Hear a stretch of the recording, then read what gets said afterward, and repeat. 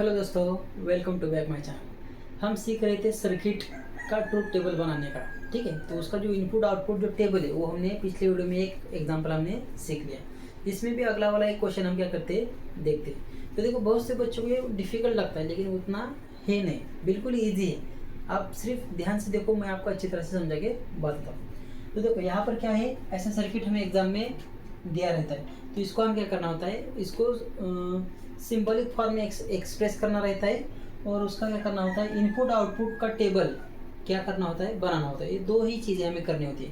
ठीक है, 3 या फिर 4 मार्क्स के लिए ये क्वेश्चन एग्जाम में जरूर आता है। ठीक है, तो देखो पहले हम क्या कहेंगे यहाँ पर, लेट लेट। अब कितने सर्किट है हमारे पास, आप बोलोगे 1 2 3 4, 4 सर्किट है।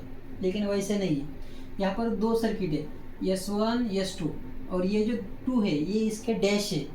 क्या है, इसका डैश है। उसको हम बाद में सीखेंगे। ठीक है, पहले मेन सर्किट क्या है, S1 और S2, यानी कि P को मैं मान लेता हूँ S1 इज क्लोज्ड और Q को मान लेता हूँ मैं S2 इज क्लोज्ड। ठीक है, यहाँ पर S3 है क्या, नहीं है। तो P और Q ये दो ही क्वांटिटी लेंगे। ठीक है, अब देखो इसको क्या करते हैं, the circuit can be expressed as. Circuit को हम कैसे एक्सप्रेस कर सकते हैं। ठीक है, मैंने आपको बताया था पिछले वीडियो में, अगर दोनों भी अगर सर्किट सीरीज में हो गए तो उसको क्या करेंगे, हम एंड सिंबल यूज करेंगे। दोनों अगर पैरेलल हो गए तो उसको कौन सा सिंबल यूज करेंगे, और का सिंबल हम यूज करेंगे। अब सर्किट को सॉल्व करने से पहले सर्किट को आपको उसके छोटे छोटे टुकड़े करने आने चाहिए। ठीक है, देखो मैं कैसे करता हूँ। तो पहले मैं इसको ही देखता हूँ, ऊपर वाले को, उसके बाद नीचे वाले को देखता हूँ। तो ऊपर वाले में 2 सर्किट दिख रहे हैं, वो कैसे दिख रहे हैं, इस फॉर्मेट में दिख रहे हैं। तो इन दोनों के बीच में कौन सा सिंबल देना है मुझे, एंड का सिंबल देना है। कौन सा वाला देना है, एंड का सिंबल। तो यस को मैंने P मान लिए और S2 को मैंने क्या मान लिया है, Q मान लिया। ठीक है, लेकिन एक बात याद रखो, अगर S1 डैश ऐसे होगा तो P नहीं है, ये क्या है, नेगेशन P है। ये बात याद रखो, क्या है, अगर डैश होगा तो ये क्या होगा, नेगेशन P होगा। तो ये दोनों एक ब्रैकेट में आ रहे।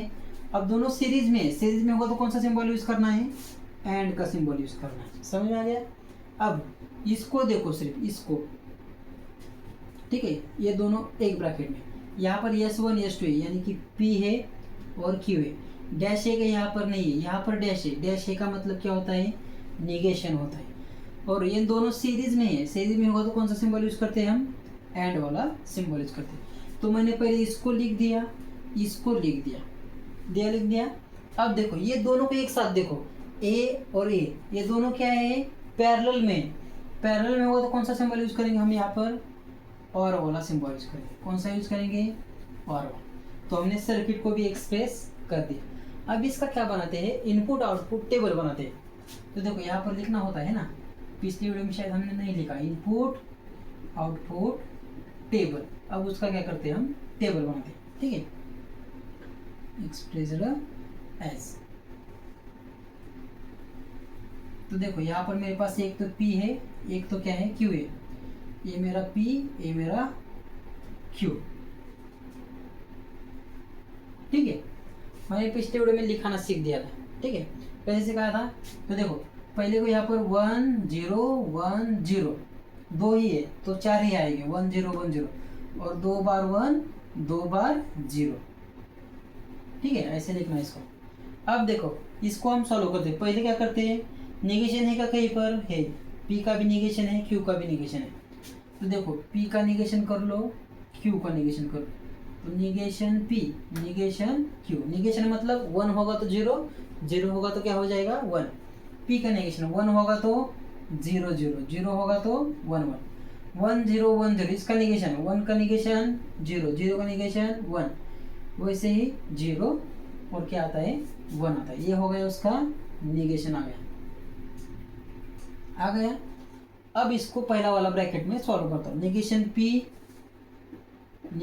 P एंड क्या है यहाँ पर, Q है।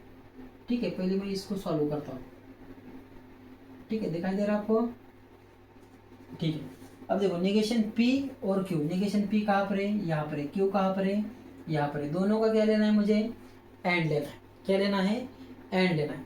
तो एंड गेट क्या कहता है, दोनों भी ट्रू हो गए तो ये आंसर ट्रू आता है, ठीक है। लेकिन हम 1010 फॉर्मेट नहीं समझ रहे, तो दोनों भी ट्रू मतलब टी मतलब 1 होता है, तो दोनों भी 1 हो गए तो ही हमारा आंसर क्या आएगा, 1 आएगा। आप इसको ऐसे याद रख सकते हैं, एंड गेट को दोनों भी 1 हो गए तो ही आंसर 1 आता है, ऐसे आप इसको याद रख सकते हैं। या फिर ऐसे भी याद रख सकते हैं, अगर एक भी 0 होगा तो आंसर क्या आ जाएगा उनका, 0 आ जाएगा। तो हम ये सेकंड वाला लेते हैं, एक भी 0 होगा तो आंसर 0, एक भी 0 होगा तो आंसर 0, एक भी 0 होगा तो आंसर 0। अब यहाँ पर दोनों 0 है क्या, नहीं है, तो इसका आंसर क्या आ जाएगा, 1 आ जाएगा। क्या आ जाएगा, 1 आ जाएगा। अब इसको सॉल्व करते हैं, क्या है यहाँ पर, P एंड नेगेशन Q, ठीक है। आपको दिखाई दे रहेगा, एक मिनट में देखता हूँ। ठीक है, अब दिखाई दे रहा होगा, है ना, देखो। अब इसको सॉल्व करो पहले।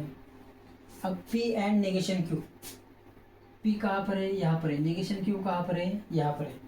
अब यहाँ पर फिर से एंड गेट आएगा। एंड गेट मतलब एक भी 0 होगा तो आंसर 0, एक भी 0 आंसर 0, एक भी 0, सॉरी यहाँ पर है ना, एक भी 0 है क्या, नहीं है, तो आंसर 1, एक भी 0 आंसर 0, दोनों में से एक भी 0 तो इसका आंसर क्या आ जाएगा, यहाँ पर 0 आ जाएगा। नेगेशन Q P, तो इसका आंसर ये आ गया। अब इन दोनों का मुझे क्या लेना है, और लेना है।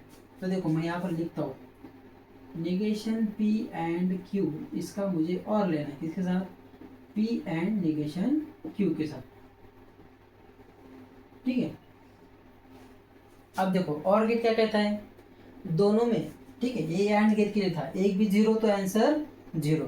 अब और गेट को भी आप ऐसे समझ सकते हैं, दोनों में से एक भी 1 होगा तो उसका आंसर क्या होगा, 1 होगा। एक भी 1 होगा तो आंसर 1। यहाँ पर एक भी 0 तो आंसर क्या हो जाएगा, 0 आ जाएगा, याद रखो हमेशा। तो देखो एक भी 1 कहाँ पर है, यहाँ पर है, तो आंसर 1, दोनों में से एक भी 1 तो आंसर 1, अदरवाइज इसका क्या आंसर रहेगा, 0 0। तो ये आखिरी वाला हमें बताता है कि हमारा सर्किट कब ऑन रहेगा और कब ऑफ रहेगा। समझ में आ गया। अब देखो ये था हमारा क्वेश्चन नंबर 2, तो इसमें का क्वेश्चन नंबर 3 हम क्या करते हैं, स्टडी करते हैं।